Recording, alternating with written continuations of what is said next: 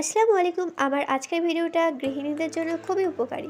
সংসার খরচ থেকেও নিজের জন্য কিছুটা টাকা বাঁচিয়ে রেখে নিজের শখগুলোকে পূর্ণ কিভাবে করব। যেমন ধরুন, বাজার আনাজপাতি কিনতে গেলে লজ্জা করলে হবে না, একটু দামাদামি তো করতেই হবে। দেখবেন যেটা 40 টাকায় বলবে সেটা দামাদামি করে হয়তো 35 টাকা থেকে 30 টাকায় আপনি পেয়ে যাবেন।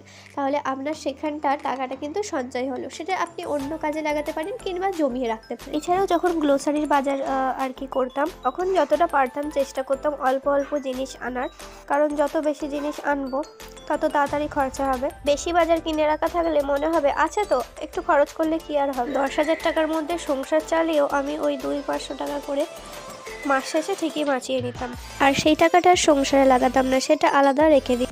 তারপরেই তো আমার পরের মাসের বেতনটা হাতে চলে আসে, ওটা আমি সংসার খরচে লাগাবো। আর এটা নয় যে আমি সেই টাকাটা নিয়ে অন্য কিছু করব, আমি বাড়িরই কাজ করি, যার জন্য আমি কি করি, যে বেতনটা আমার মাস শেষে কিছুটা বেঁচে যায় সেটাকে আমি আলাদা রেখে দিই। তবে একটা কথা মনে রাখবেন, আমাদের ততটাই ব্যয় করা উচিত যতটা আমাদের আয়। প্রয়োজনের অধিক জিনিস ব্যবহার করলে কখনোই অর্থ সেভ হবে না। ধরুন কেউ আপনাকে 10,000 টাকা দিল, তো 10,000 টাকাটা সারা মাস চালিয়েও কিছুটা টাকা বাঁচলো, ধরুন 500 টাকা বাঁচলো। সেই 500 টাকাটা আপনি কি করবেন, রেখে দেবেন। আবার পরের মাসে কেউ 10,000 টাকা দিল, সেটাতে সংসার চালাবেন, সেটা থেকে যদি বাঁচে সেটাকেও রেখে দিতে পারেন। এইভাবে করি আমি একটা আলমারি শোকেস কিনেছি। আজকের ভিডিওটা যদি একটুকু ভালো লেগে থাকে তাহলে চ্যানেলটিকে সাবস্ক্রাইব, মিষ্টি একটা কমেন্ট করে যাবেন।